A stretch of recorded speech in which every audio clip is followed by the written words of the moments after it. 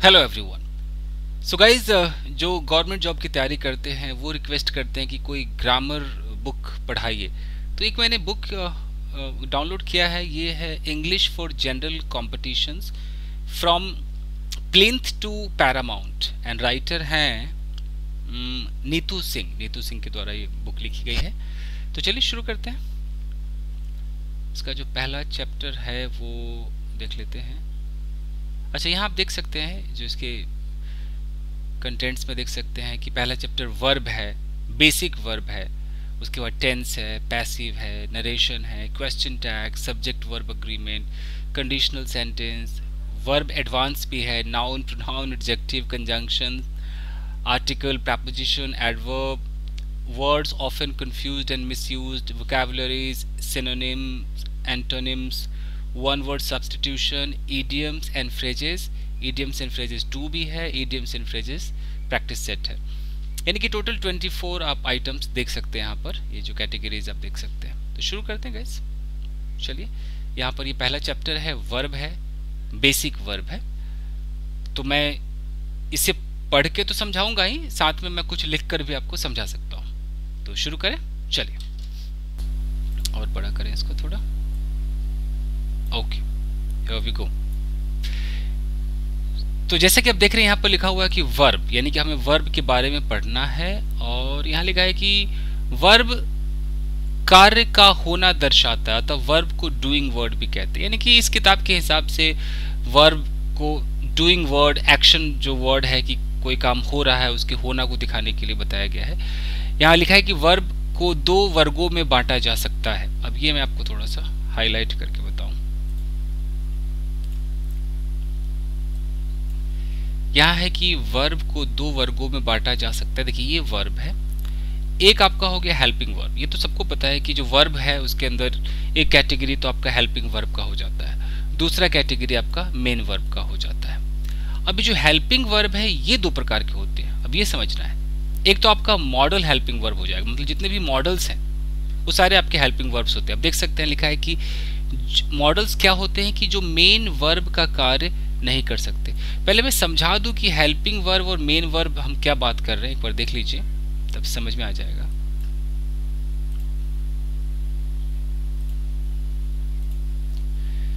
देखिए, जब हम वर्ब की बात करते हैं, हालांकि इस किताब, मैंने इसलिए बोला है कि इस किताब में लिखा है कि वर्ब एक डूइंग वर्ड है। एक्चुअली अगर मैं वर्ब को डिफाइन करूं तो मैं यही बोलूंगा कि वर्ब जो होता है वो एक्चुअली स्टेट और एक्शन दोनों को दिखाता है। मतलब वर्ब हमारा स्टेट को भी दिखाता है, स्टेट ऑफ बीइंग हो गया, या आपका स्टेट ऑफ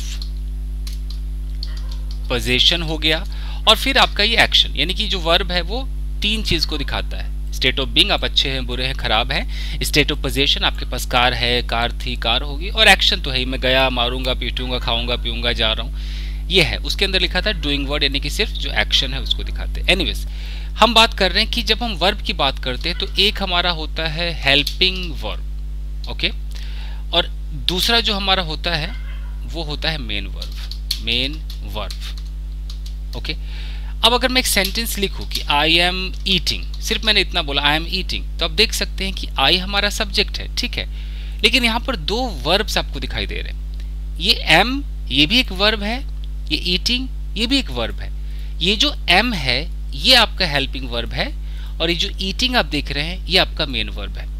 यानी कि हेल्पिंग वर्ब और मेन वर्ब तो होते हैं, ये तो बिल्कुल क्लियर सी बात हो गई, ठीक है भाई। तो मेन वर्ब तो हो गया, आप कुछ भी बोल दो। आप अगर ड्रिंक बोल देते हो ये भी आपका मेन वर्ब है, अगर आपने इसको ड्रैंक कर दिया तब भी ये मेन वर्ब है, अगर आपने इसको ड्रंक कर दिया तब भी ये मेन वर्ब है। मेन वर्ब के अलग अलग फॉर्म्स है, अगर आप इसको ड्रिंकिंग कर दो तब भी ये मेन वर्ब है, आपने इसको ड्रिंक्स कर दिया तब भी भैया ये मेन वर्ब है। लेकिन जो हेल्पिंग वर्ब है उसकी 2 कैटेगरीज हो गई है। एक हेल्पिंग वर्ब इसने कहा है कि भैया हेल्पिंग वर्ब आपके मॉडल्स होते हैं, तो मॉडल्स ये आपके हेल्पिंग वर्ब होते हैं, ओके। तो मॉडल्स में क्या क्या हो सकता है, कैन हो गया, ओके, तो यानी कैन आपका हेल्पिंग वर्ब है, ये मेन वर्ब नहीं हो सकते हैं, ओके। तो लिख देते हैं कैन हो गया, कुड है, मे है, माइट, मस्ट, और बताइए और क्या हो सकते हैं। शुड लिख दें, शुड हो गया, और कुछ छूट रहा है, वुड है, ought to, OUGHT, ought to, तो can, could, okay, may, might, must, should, would, ought to, will, shall भी होता है, विल हो गया, शैल हो गया, ओके, डेयर भी है। अब ये डेयर वगैरह ये आधा आधा काम करते, वर्ब भी होगा और ये मॉडल भी होगा, ओके। थोड़ा इसको नीचे कर दूँ। डेयर के बाद आप नीड को उठा लीजिए, आधा आधा ये वर्ब का भी काम करेंगे और ये मॉडल भी होंगे। आप यूज टू ले लीजिए, यूज टू मॉडल का भी काम करेगा, कई बार यूज टू एडजेक्टिव का भी काम करेगा, मैं आपको समझाऊंगा। तो ये सब तो आपके हो गए मॉडल्स। तो मॉडल्स आपके हेल्पिंग वर्ब होते हैं। थोड़ा सा इनको अगर मद्देनजर रखते, इनको मतलब अलग कर दे, मद्देनजर कह रहा हूँ, इनको अगर अलग कर दे, डेयर, नीड, यूज टू को थोड़ा हटा दे, तो यहाँ तक जो आप देख रहे हैं ये सब के सब हेल्पिंग वर्ब से तो है। तो ये तो मॉडल्स हो गए, ठीक है। तो हेल्पिंग वर्ब में एक प्रकार मॉडल हो गया, और जो दूसरा प्रकार हेल्पिंग वर्ब का है, ये जो पहला प्रकार आपका हो गया ये मॉडल हो गया, और हेल्पिंग वर्ब का ही जो दूसरा प्रकार है, जो सेकंड कैटेगरी है, वो ऐसे होंगे, फोल्डर होंगे। एक बी नाम का फोल्डर होगा। अब बी के अंदर आपको क्या दिखाई देगा, इज, आर, एम, ये प्रेजेंट को दिखाएगा, पास्ट में यही आपका वाज, वर। तो आपने ये जो सुने होंगे ना, इज, आर, एम, वाज, वर, तो ये आपका हेल्पिंग वर्ब है। और ये जो हेल्पिंग वर्ब है, यानी कि जो बी है, बी के अंदर ये जो ये इतना आइटम देख रहे हैं, ये हेल्पिंग वर्ब है, क्लियर है। लेकिन ये मेन वर्ब का भी काम करते हैं। कैसे, मैं आपको समझाता हूं।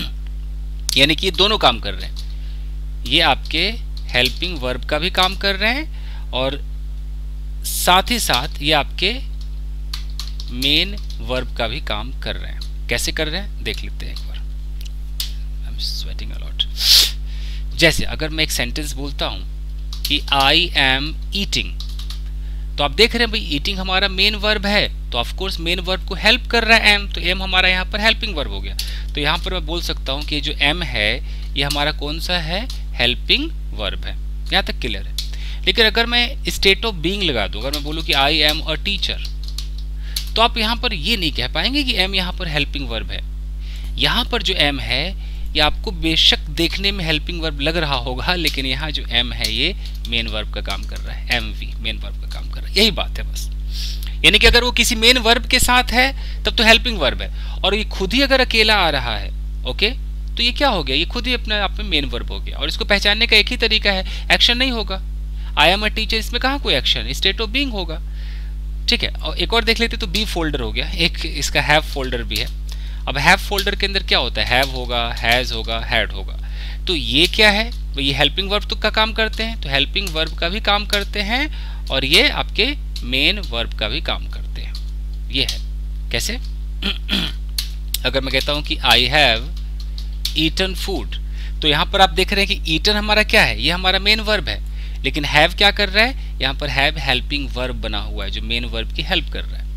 तो आप देख रहे हैं कि ये जो हैव है यहाँ पर हेल्पिंग वर्ब का काम कर रहा है। अगर मैं ऐसे लिख दूं कि ये जो हैव है ये कौन सा काम कर रहा है, तो हेल्पिंग वर्ब का काम कर रहा है, ठीक है।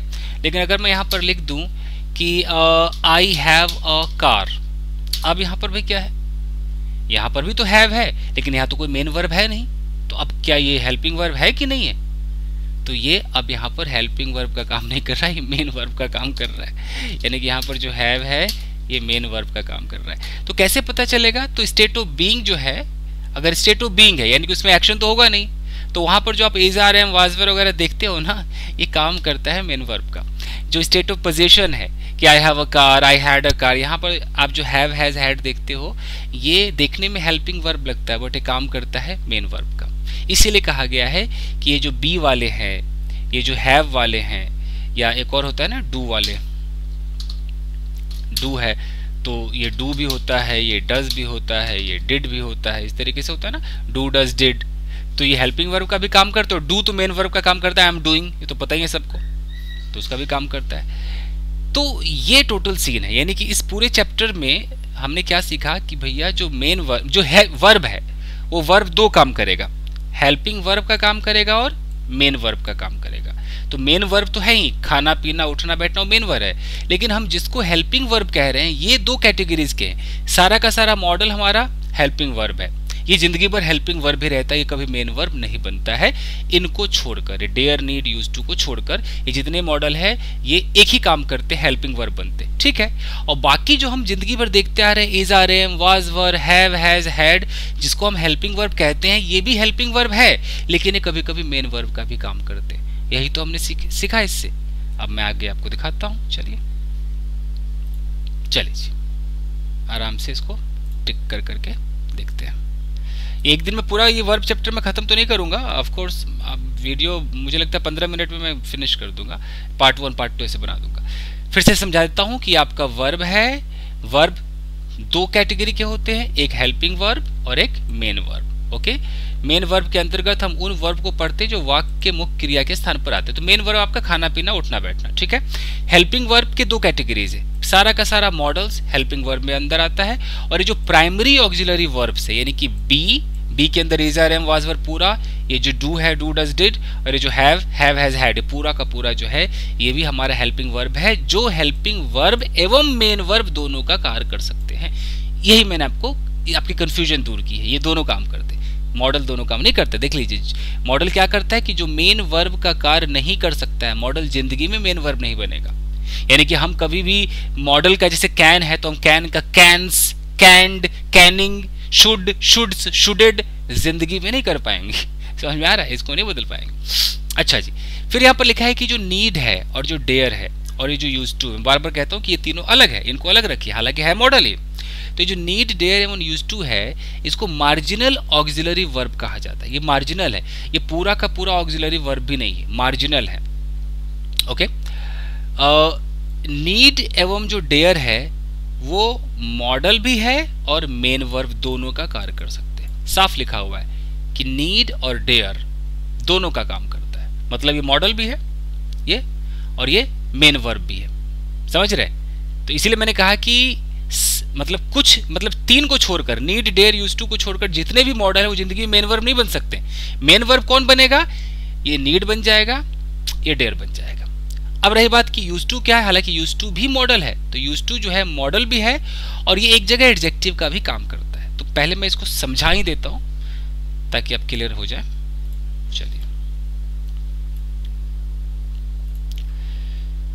चलिए गाइस, तो यहां पर क्वेश्चन आता है कि भाई क्या लिखा था? मार्जिनल ऑक्सिलरी, स्पेलिंग गलत हो रही है, ऑक्सिलरी वर्ब्स, यानी कि क्या बोलते हैं, सेमी मॉडल कहते हैं। तो सबसे पहले अगर हम नीड को उठा लेते हैं, तो अब यहां पर लिखा है कि भैया नीड जो है ये 2 काम कर रहा है।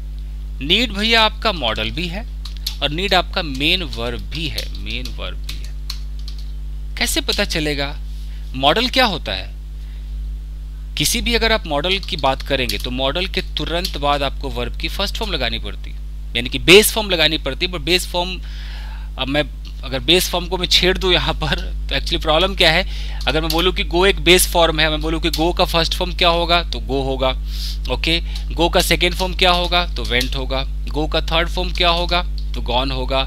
इसमें आईएनजी लगा दूं तो गोइंग होगा, एसईएस लगा दूं तो गोज हो जाएगा। यानी कि पैदा हुआ था ये बेस फॉर्म में और बेस फॉर्म को हमने बदल दिया तो इतने सारे फॉर्म हो गए। तो लोग क्या करते, बेस फॉर्म को फर्स्ट फॉर्म बोल देते, क्योंकि जैसा ये गो बेस में देख रहे हैं, जो एकदम ओरिजिनल जो फॉर्म होता है, जो पैदाइशी इसकी फॉर्म है वो भी गो है। अब मैं इसको फर्स्ट करूंगा तो फर्स्ट भी गो ही रहेगा, तो इसलिए लोग बेस ना बोल करके सीधा कह देते फर्स्ट फॉर्म। एक जगह कंफ्यूजन हो जाती है कि जैसे कि अगर मैं बी की बात करूं तो बी के अंदर आपका इज, आर, एम, ये आपका आ गया प्रेजेंट सेक्शन को दिखाता है। ओके, प्रेजेंट सेक्शन को दिखाता है। ये आपका दिखाता है वाज, वर, पास्ट सेक्शन को दिखाता है। तो इसमें बड़ा कहना मुश्किल होता है कि इसका बेस फॉर्म कौन है, फर्स्ट फॉर्म कौन है। अगर आप बेस फॉर्म को ही फर्स्ट फॉर्म कह देंगे तो बेस तो बी है, तो फर्स्ट भी बी होना चाहिए था, तो फर्स्ट फॉर्म बी नहीं हुआ ना। इज, आर, एम आपका हो गया जो प्रेजेंट के अंदर दिखा रहा है। यानी कि अगर मैं इज को एसीएस वाला फॉर्म मान लूं, ओके,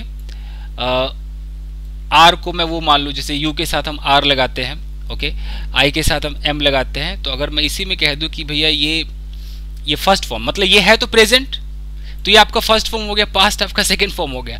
तो बी बेस फॉर्म है तो बी ही हमारा फर्स्ट फॉर्म नहीं हो रहा है ना, तो इससे पता चलता है कि बेस बेस होता है, फर्स्ट फर्स्ट होता है। मैं ज़्यादा कन्फ्यूज कर दिया मैंने आपको। कहने का मतलब यह है कि भैया आप मॉडल के बाद वर्ब की फर्स्ट फॉर्म लगाएंगे, ठीक है। अगर ये लेक्चर समझ में आया तो ठीक, नहीं तो समझने की ज़रूरत भी नहीं है। ये बस बताने वाली बात थी कि बी एक बेस फॉर्म है, हर वर्ब का एक बेस होता है जो कभी बदलता नहीं है, ठीक है। एनीवेज इसको हटा दीजिए, कंफ्यूज मत होइए। मॉडल के साथ हमें वर्ब की फर्स्ट फॉर्म चाहिए, ये तो सबको क्लियर हो चुका है, ठीक है। मॉडल के बाद आप ऐसा नहीं कर सकते कि कोई मॉडल है और आप मॉडल के बाद कोई ऑब्जेक्ट लगा दें।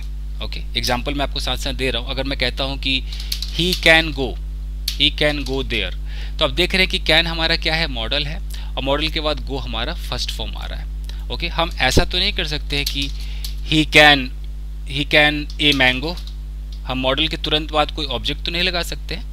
हम ऐसा लगा सकते हैं कि he can eat a mango, हम ऐसा लगा सकते हैं। यानी कि हमें कहीं ना कहीं मॉडल के तुरंत बाद क्या चाहिए, वर्ब की फर्स्ट फॉर्म चाहिए। ये तो बिल्कुल एकदम क्लियर हो गया है। चलिए, तो इसीलिए अगर मैं नीड को एक मॉडल मान करके चलूं और मैं बोलूं कि मैं अब नीड को मॉडल की तरह यूज करूंगा, तो अगर मैंने बोला कि मुझे वहां जाने की जरूरत है, तो मैं क्या बोलूंगा, आई।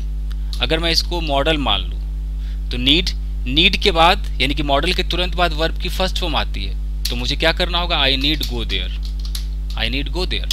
तो मॉडल के हिसाब से तो बिल्कुल करेक्ट है, लेकिन इसको न रिटन में कोई लिखता है न स्पोकन में कोई लिखता है, इसको महा गलत माना जाता है। यानी कि पॉजिटिव के रूप में, पॉजिटिव सेंटेंस में नीड को मॉडल के रूप में यूज नहीं किया जाता। हालांकि गलत नहीं है, अगर मॉडल है तो करो भैया यूज, बट नहीं किया जाता है।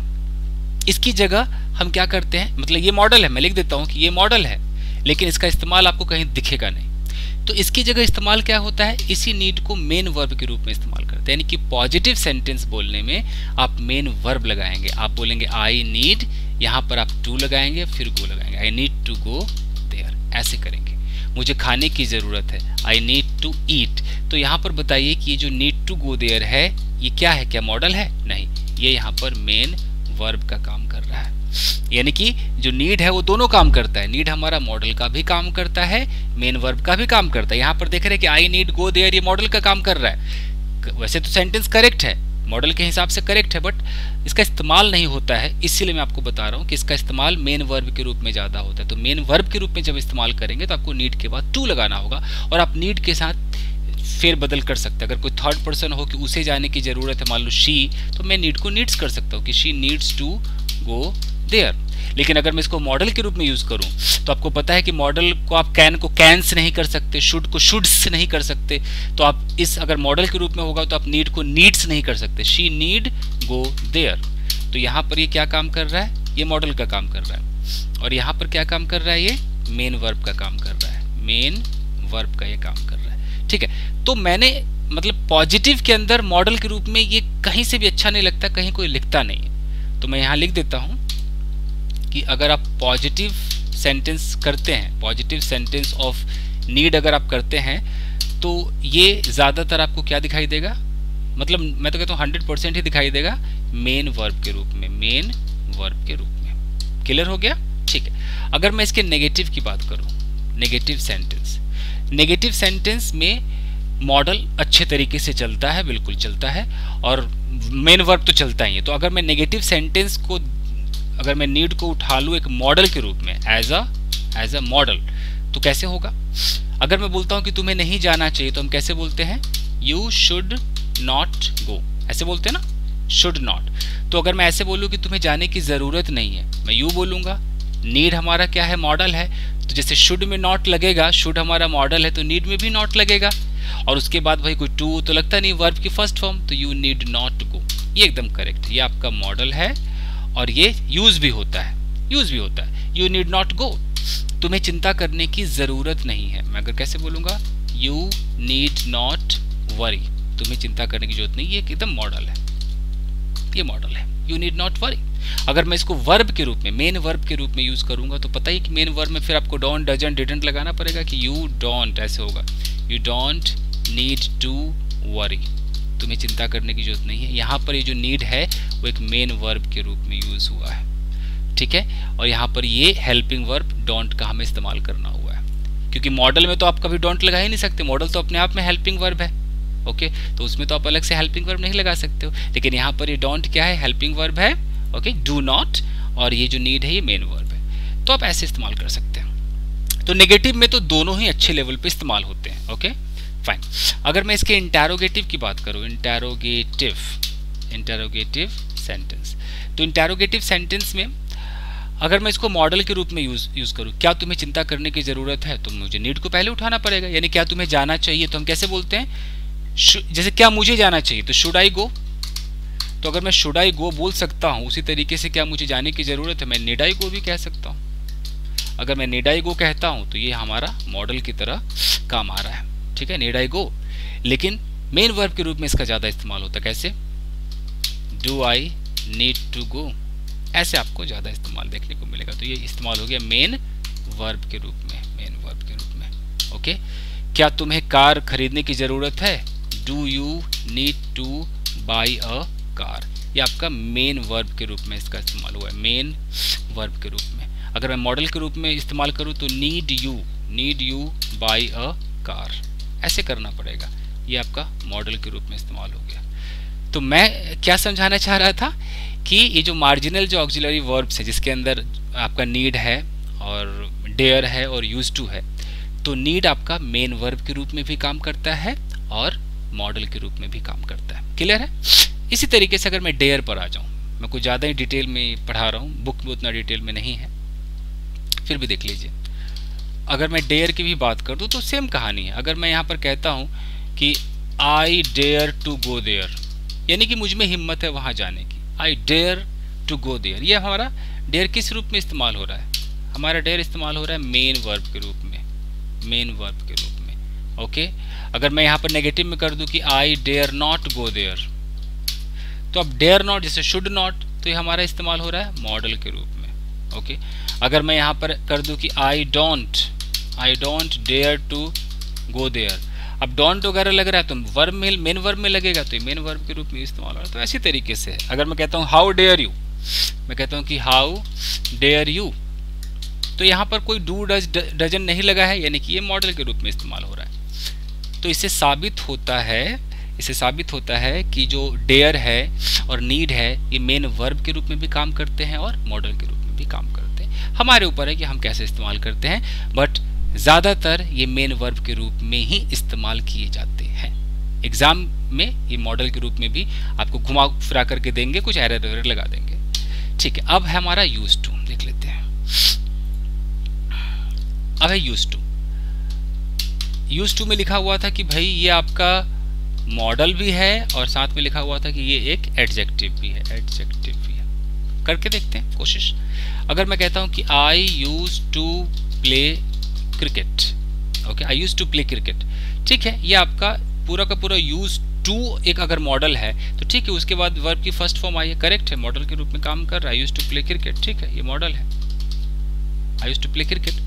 अगर मैं नेगेटिव बोलूंगा मैं क्रिकेट नहीं खेला करता था, तो अगर मैं बोलूं कि मुझे नहीं जाना चाहिए तो मैं क्या बोलता हूं, आई शुड नॉट गो, तो जैसे शुड नॉट है वैसे ही यूज्ड नॉट होना चाहिए। ओके, तो कैसे होगा कि आई यूज्ड नॉट टू, ऐसे करना पड़ेगा ना, I used not to play cricket, ऐसे करना पड़ेगा, I used not to play cricket, तब जाकर ये मॉडल के रूप में होगा, ये आपका मॉडल कहलाएगा। लेकिन लोग ऐसा नहीं बोलते हैं, लोग इसको वर्ब के रूप में यूज करते हैं। कैसे, आई डिड नॉट, और डिड नॉट लगाएंगे तो यूज्ड आपका हो जाएगा use, so I did not use to go there. तो यानी कि ये जो यूज टू है, अगर ये वर्ब होगा तभी तो हम यूज्ड को यूज कर देंगे। ऐसा तो नहीं कि मैं शुड को खाली शू कर दूं, ऐसा हो नहीं सकता, क्योंकि शुड तो भैया मॉडल है तो मॉडल है, लेकिन यूज टू कहीं ना कहीं मेन वर्ब है, तभी तो यूज्ड को यूज कर दिया हमने। यानी कि वेंट का गो अगर हम करेंगे तो पक्का वो वर्ब होगा, तभी तो वेंट से गो बन जाएगा। तो I did not use to go there, ये आपका मेन वर्ब के रूप में काम कर रहा है, मेन वर्ब। ठीक है जी, मैं सवाल करूं कि क्या तुम क्रिकेट खेला करते थे, तो मैं क्वेश्चन, मैं वर्ब, मेन वर्ब के रूप में यूज करूंगा कि did you use to play cricket, did you use to play cricket, ये आपका मेन वर्ब के रूप में यूज हो रहा है, मेन वर्ब के रूप में यूज हो रहा है। समझ में आ रहा है? मैं ऐसे नहीं बोल सकता used you to play cricket, अगर मॉडल है तो फिर मुझे ऐसे बोलना चाहिए, बट ये चलता नहीं है, used you to play cricket, ये आपका मॉडल हो गया। ओके, एनीवेज गाइस आगे देखते हैं फटाफट। 25 मिनट का वीडियो हो गया गाइस। आप बताना कि आपको किस तरह का वीडियो चाहिए, मतलब मैं 5 मिनट 10 मिनट में ख़त्म कर दूं, क्योंकि समझाना मेरा फ़र्ज़ था ये। तो ये क्लियर समझ में आ गया। अच्छा हाँ, वो एडजेक्टिव नहीं बताया ना मैंने आपको यूज्ड टू का। यूज्ड टू का मैं एडजेक्टिव वर्जन भी आपको थोड़ा सा बता दूंगा। इस फैन ऑफ कर रखा है मैंने। देखिए ये जो यूज्ड टू है ये एडजेक्टिव के रूप में भी यूज़ होता है। एडजेक्टिव के रूप का मतलब क्या है, ये फिर एडजेक्टिव में अगर यूज़ होगा तो फिर ये इसके साथ लगेगा। Am, is, are, was, were, will be, ये सब के साथ लगेगा। ऐसे कर दो, प्लस लगा दो यूज्ड टू, और फिर इसके साथ आपको पता है कि आपको जेरंड लगाना पड़ेगा। जेरंड का मतलब है कि जो वर्ब होगी उसके अंदर आपको आईएनजी लगाना पड़ेगा। तो यहाँ पर जो आप देखेंगे यूज्ड टू, ये यूज्ड टू एक मॉडल की तरह नहीं, ये एक एडजेक्टिव की तरह काम आएगा। कैसे काम आएगा देख सकते हैं। अगर मैं बोलूँ प्रेजेंट में कि मुझे अभी, मतलब प्रेजेंट के अंदर मुझे दौड़ने की आदत है, तो मैं बोलूँगा कि आई एम यूज्ड टू। तो आई एम यूज्ड टू यानी कि मैं आदी हूँ किस चीज़ का, दौड़ने का। I am used to running. ये अगर मैं पास्ट में दौड़ने का आदी था तो एक तो मॉडल वाला है कि आई यूज्ड टू रन, मैं दौड़ा करता था, तो दौड़ा करता था मतलब अब नहीं दौड़ता हूँ। लेकिन अगर मैं पहले भी आदत थी और मान लो अभी भी आदत है, डजंट मैटर, तो आप ये लगा सकते हो कि आई वॉज यूज्ड, इसको एडजेक्टिव के रूप में यूज़ करो। I was used to running when I was in class, when I was in class 10th। जब मैं क्लास 10th में था मुझे दौड़ने की आदत थी। इस तरीके से बोल सकते हो। इसको हटा दो, ठीक है जी। तो ये एडजेक्टिव के रूप में है। चलिए फटाफट इसको देख लेते हैं आगे। 1 मिनट, हाँ जी 27 मिनट। तो यहां तक तो हो गया कि यूज्ड टू मॉडल एवं एडजेक्टिव दोनों का कार्य कर सकता है। यहां पर देख सकते हैं पहला पेज में कंप्लीट हुआ है। यहाँ लिखा है कि ऑक्सिलरी वर्ब यानी कि वे वर्ब जो अनवर्ब के साथ प्रयुक्त होते हैं ऑक्सिलरी वर्ब कहलाते हैं। मैं थोड़ा सा ऐसे समझा दूं,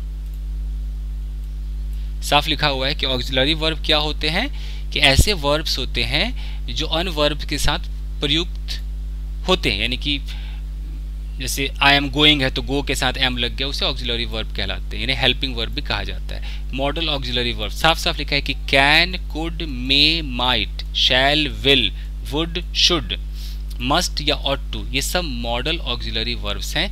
इनका प्रयोग सिर्फ हेल्पिंग वर्ब के रूप में किया जाता है। यानी कि जितने मॉडल्स हैं वो सब सिर्फ हेल्पिंग वर्ब हैं।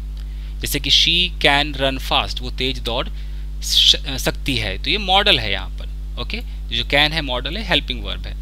यू शुड स्टडी इंग्लिश, सबके साथ मेन वर्ब आप देख रहे हैं, यहाँ मेन वर्ब है, यहाँ मेन वर्ब है।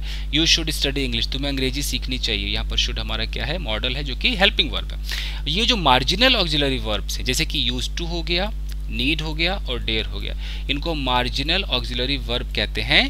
ये ऐसे मॉडल्स हैं, ये भी मॉडल्स, ये ऐसे मॉडल्स जिनका प्रयोग मेन वर्ब, अगर नीड और डेयर है वो मेन वर्ब है, और एडजेक्टिव कौन है, यूज्ड टू है, तो एडजेक्टिव के रूप में भी इस्तेमाल हो सकता है। ये मैंने आपको समझाया। तो पहला हमारा पेज इसमें कंप्लीट होता है। अब दूसरा पेज करेंगे अगले एपिसोड में। Till then take care, thank you guys.